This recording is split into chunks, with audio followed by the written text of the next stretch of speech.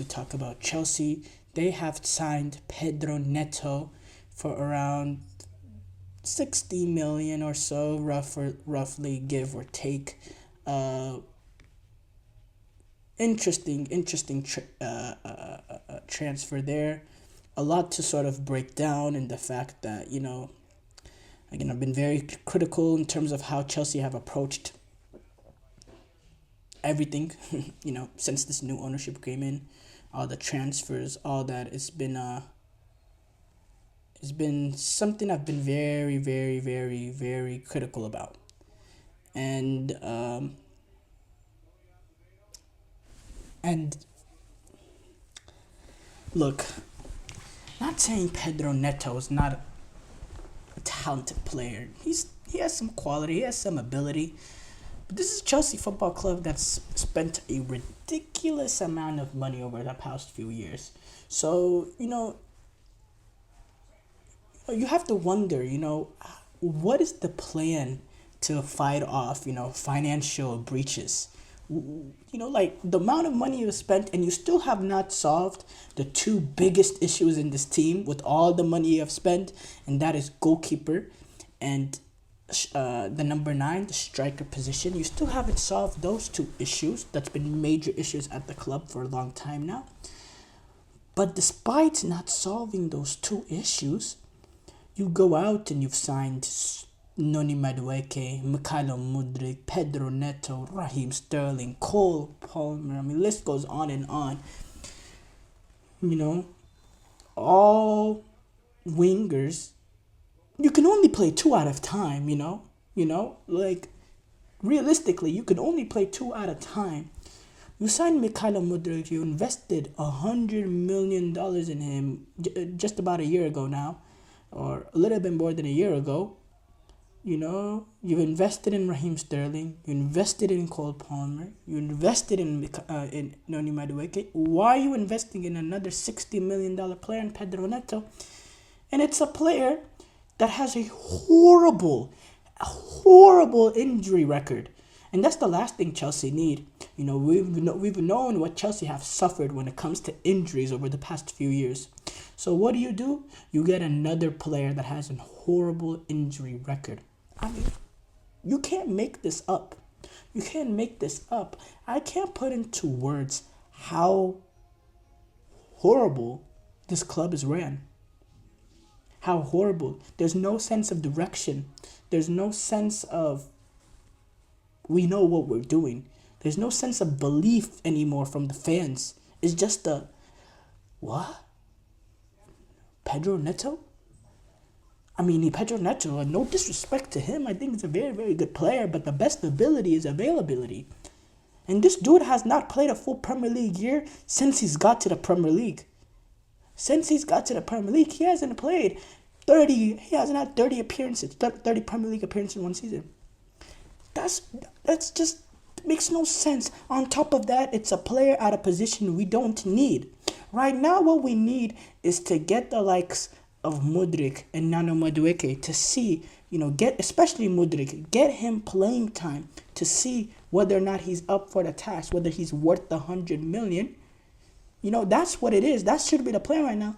Now you're bringing Pedro Neto, and it's just even more competition for $100 million player that's supposed to be the next big thing for you with the amount of money you've invested.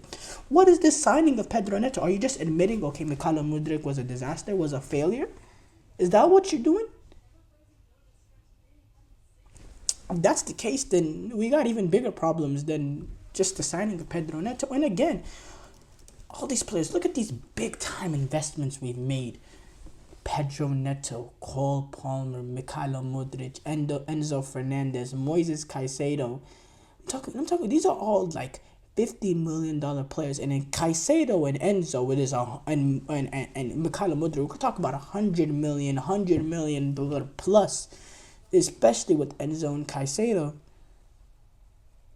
And then on top of that, you made all these signings, in terms of the Nicholas Jackson, the Dewsbury Halls, all the goalkeepers that have been brought in, all the center halves that have been brought in, the DCCs, all these, the guy from Atletico Madrid that we're just about to get, Como, whatever his name is. You make all these signings.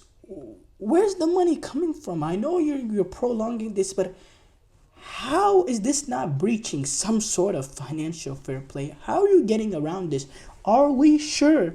Are we sure? We are trusting as fans. We are trusting that this ownership group know what they're doing and understand completely the financial rules and are 100% sure. We're trusting them that they're not breaching anything. But we don't know that exactly. We can hear all this, but we won't know that right now. And the Premier League, it'll take them a little, or the Champions League or whatever, it'll take them a little time to come down, if we're breaching it. But what as Chelsea fans, why do we have some sort of belief? Why do we have some sort of trust that they're not breaking any sort of rule? Why do we believe that they're getting it done? It makes, it just makes no sense, the ridiculous amount of money we spent, and the fact that we haven't played Champions League football in the last last season. Or has it been 2 seasons now? No, we haven't played Champions League football. We haven't played Champions League. So we haven't played Champions League football last season. And we're not going to play this season. How many years have we not played Champions League now? I believe... Yeah, it's been 1 season. But it's going to be 2. 2 seasons of not playing Champions League football. We don't know for sure if we're getting Champions League football this season. We're relying on these players to come good. Players that have shown no signs of coming good, especially Mikhailo Mudryk.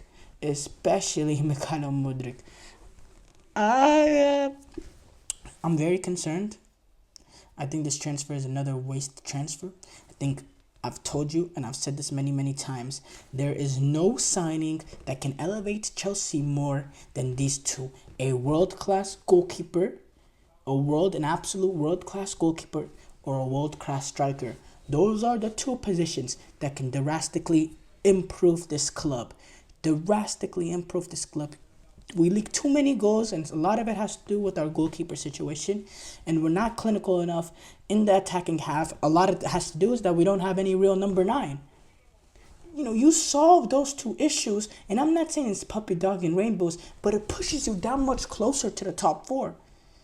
Think about what, 2 players in Alisson and Van Dijk did for Liverpool.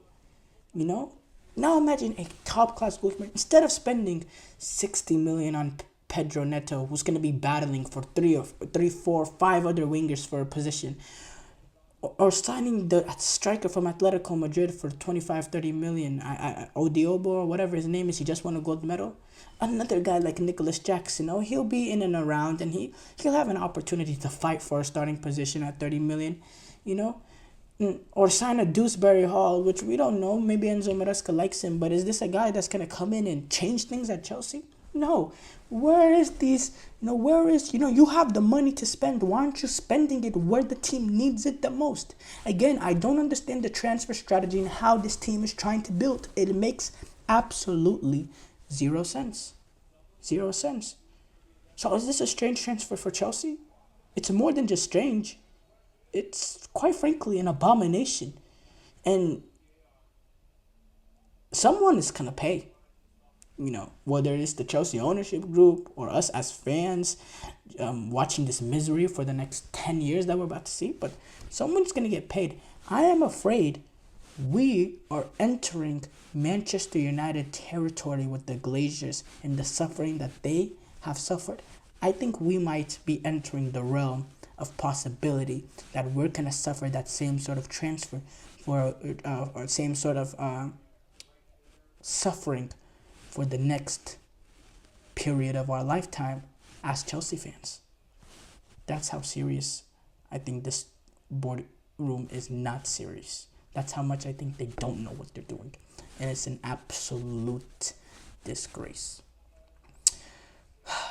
Short break here coming up. When we come back,